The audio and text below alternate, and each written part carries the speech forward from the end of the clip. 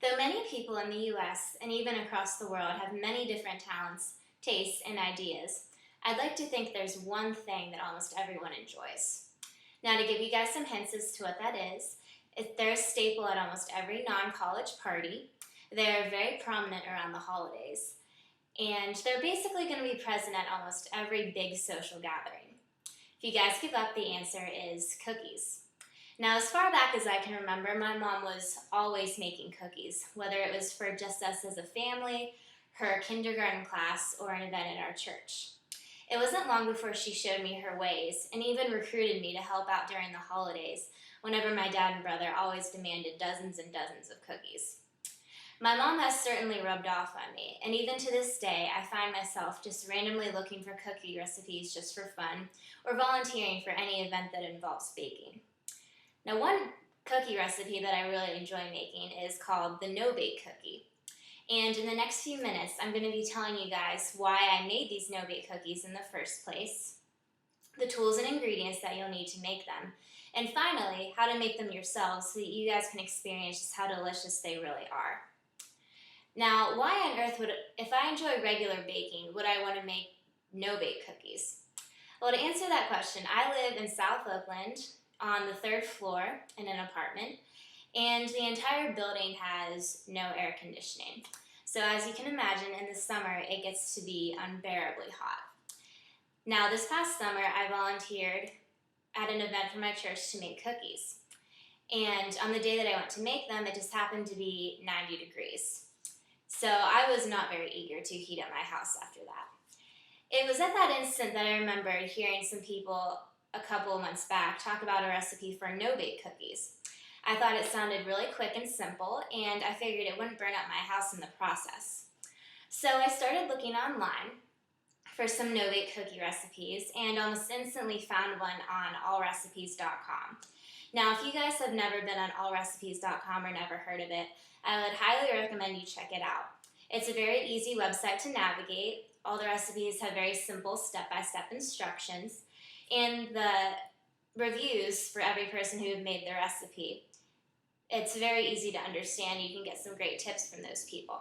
And I'd recommend the website for all things, not just cookies. So now that you know some of the reasons and resources for making these cookies, let's get started. Behind me here I have some of the ingredients. So what you're going to need 1 3/4 cups of just white sugar.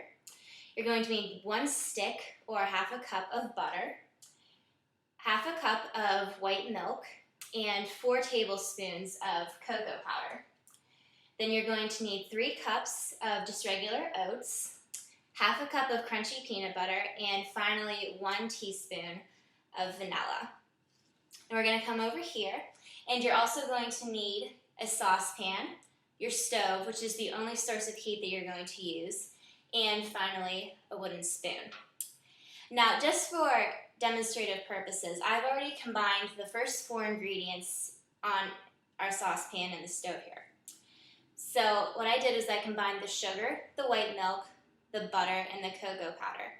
I turned on the stove to high heat and then stirred continuously with my wooden spoon. Now soon that mixture turned to liquid, and soon after that it started to boil. Now once it starts boiling, you're going to want to set your timer to 90 seconds, and you're going to let it boil for exactly 90 seconds all while stirring it. Now it's really important that you get that 90-second mark down really well, because it'll really affect the consistency of the cookies. You don't want them to be too stiff or too crumbly. So once that's done,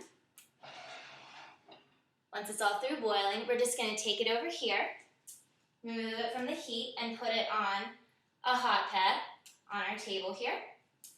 And then finally, we're just going to add the last 3 ingredients. So we're going to take our oats. I've already measured out 3 cups. I've already measured out the 1/2 cup of peanut butter. And I'm just going to eyeball the teaspoon of vanilla. Okay. And then we're just going to stir that all really well together.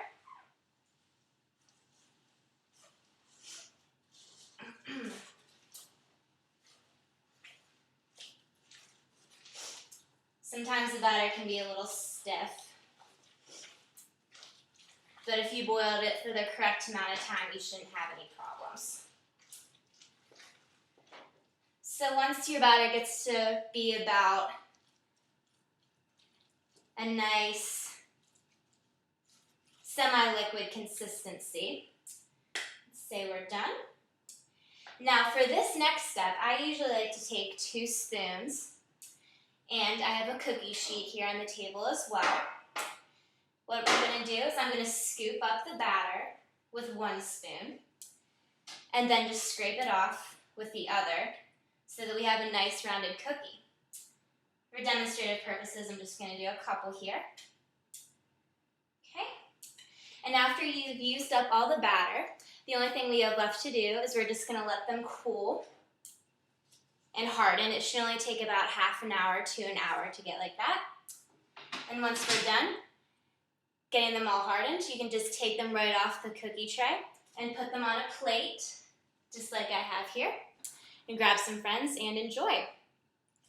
So over the last few minutes, I showed you guys a great cookie recipe by telling you why I made the no-bake cookies in the first place, the tools and ingredients that you'll need to make them, and finally how to make them yourselves. I hope it really encouraged you guys to try this recipe because, trust me, I don't think you'll be disappointed if you make it.